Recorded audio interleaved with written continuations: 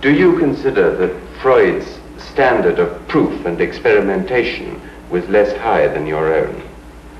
Well, you see, that is an evaluation I'm not competent of.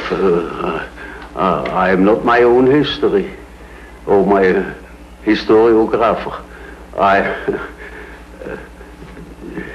With reference to certain results, I think my method has its merits.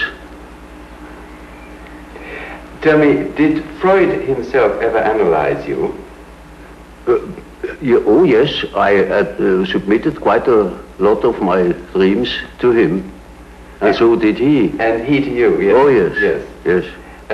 Do you remember now, at this distance of time, what were the significant features of Freud's dreams that you noted at the time? Well, that is rather indiscreet to ask. You know, there is such a thing as a professional secret. He's been dead these many years.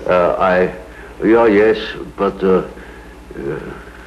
these regards last longer than life.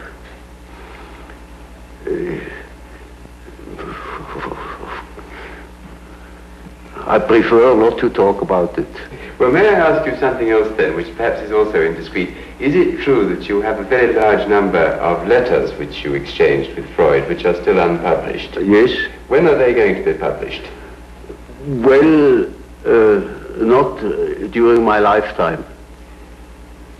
You would have no objection to them being published after your lifetime? Oh, no, not at all. Because they are probably of great historical importance. I don't think so. Then why have you not published them so far? Because they were not important to me enough. I see no particular importance in them. They are concerned with personal matters? Well, partially. But I wouldn't care to publish them. Well, now, can we move on to the time when you did eventually part company with Freud? It was partly, I think, with the publication of your book, The Psychology of the Unconscious. Is that correct? That was the real cause. Well, now, before you... Oh, I mean the final cause, because it had a long preparation. You know, from the beginning I had a reservatio mentalis. I couldn't agree with quite a number of his ideas. Which ones in particular? Well, chiefly his purely personal approach and his disregard of the historical conditions of man. You see, we depend largely upon our history. We are shaped through education, through the influence of the parents, which are by no means always personal.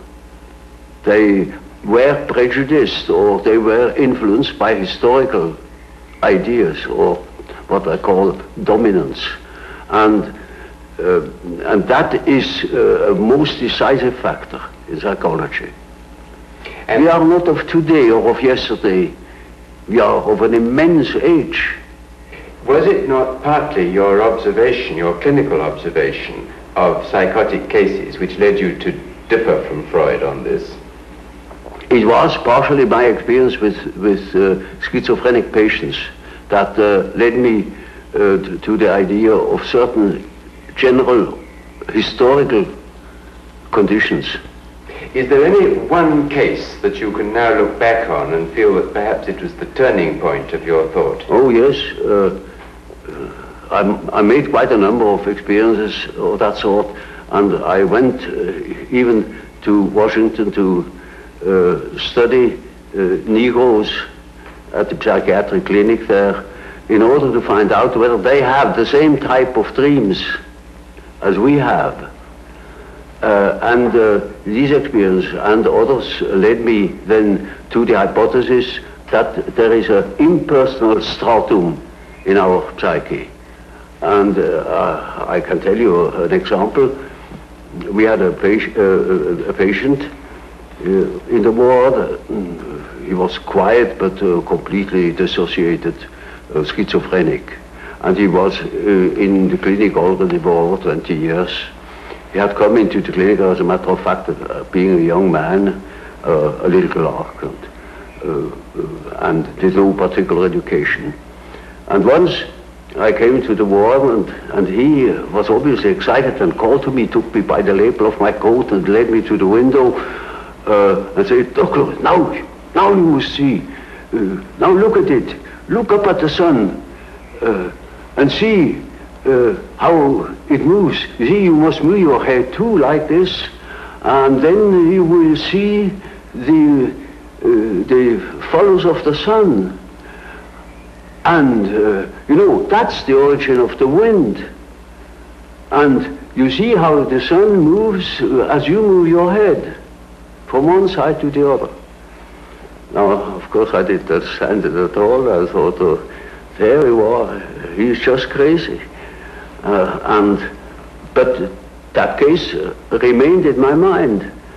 And 4 years later, I came across a paper written by the German historian Dietrich, who had dealt with the so-called Mithras liturgy, a part of the great Parisian sorcerer papyrus. And there he produced a part of the so-called Mithras liturgy. Namely, it is said there, after the second prayer thou wilt see how the disk of the sun unfolds. And you will see hanging down from it the tube, the origin of the wind. And when you move thy face to the regions of the east, it will move there. And if you move your face to the region of the west, it will follow you. And instantly. But how could you be sure that your patient wasn't unconsciously recalling something that somebody had told him? Oh no, quite out of question, because that thing was not known. It was in a magic papyrus in Paris, and it wasn't even published. It was only published 4 years later, after I had observed it with my patient. And this you felt proved that there was an unconscious which was something more than personal. Oh, well, that was not a proof to me, but it was a hint.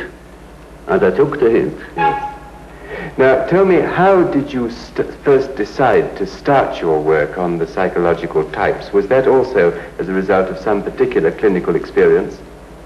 Less so. It was a very personal reason. Namely, to do justice to the psychology of Freud, also to that of Adler, and to find my own bearings.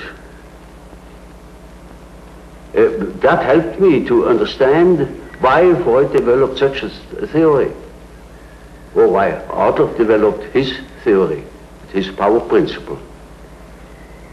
Have you concluded what psychological type you are yourself? Naturally, I have devoted a great deal of attention to that painful question, you know. And reached a conclusion? Well, you see, the type is nothing static. It changes in the course of life. But I most certainly was characterized by thinking. I always thought, from early childhood on. And I had a great deal of intuition too. And I had a definite difficulty with feeling. And my relation to reality was not particularly brilliant. I was often at variance with the reality of things. Now that gives you all the necessary data for the diagnosis.